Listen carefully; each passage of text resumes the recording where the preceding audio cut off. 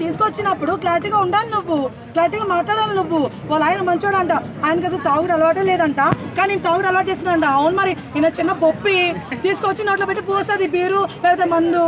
ఎంతవరకు కరెక్ట్ ఇది? మాట్లాడేటప్పుడు చేసేటప్పుడు ఎవరైనా సరే కామెంట్స్ కరెక్ట్గా ఉండాలి. మీ మొగుడు నిజంగా అంత మంచోడైతే నిజంగా ఒక ఆడదాని వాళ్ళకి పోడు, అది ఎలాంటి వాళ్ళైనా సరే. నీ మొగుడులో తప్పుడు పెట్టుకొని ఊరందరినీ తప్పు చేయకు. నువ్వు అర్థమవుతుందా? ఇది కరెక్ట్ కాదు.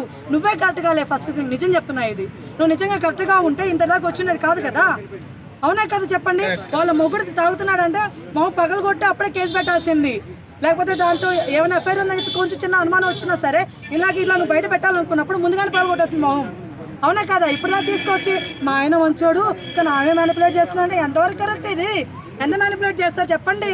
వాడు నిజంగా తప్పు చేయనాడు అయ్యుంటే ఆడికొచ్చి కొంచెం మనం మాట్లాడుకుందాం, పక్కకి వెళ్ళి మాట్లాడుకుందాం, వాళ్ళు ఆవిడ ఎందుకు సర్ది చెప్తాడు? అవునా కదా? వాడు తప్పు ఉంది. వాడు ఏ మగోడ నుంచి అయినా సరే, ఏ ఆడదాని నుంచి అయినా సరే, ఇద్దరి నుంచి చప్పట్లు అనేది రెండు చేతులు అవ్వకుండా ఏది అవ్వదండి. అర్థమవుతుందా? ఒకరే మ్యానిపులేట్ చేస్తారు, ఒకరే తప్పు ఉంది, చాలా తప్పు మాట ఇది. అర్థమవుతుందా? ఇద్దరు సైడ్ తప్పు ఉంది, ఇద్దరు ఉన్నారు అట్లానే. కానీ మాధురి గారిని బ్యాన్ చేయాలి ఫోక్ ఇండస్ట్రీ నుంచి అన్నట్టు వాళ్ళ వైఫ్ అంటున్నారు కదా. చెట్టాడు కదా, ఇద్దరిని శిక్షించాలి, ఇద్దరిది తప్పు ఉంది. అదవుతా దానికి వాళ్ళిద్దరు సపోర్ట్ చేసినప్పుడు కూడా తప్పే. అవునా కదా చెప్పండి? సో దయచేసి ఇలాంటి చెత్త పనులు చేయకండి.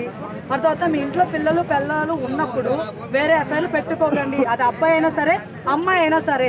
ఎందుకంటే వాళ్ళ లైఫ్లు పోతున్నాయి, ఇక్కడ వాళ్ళ లైఫ్లు పోతున్నాయి. సెలబ్రిటీలతో ఏం పని బ్రో మీకు?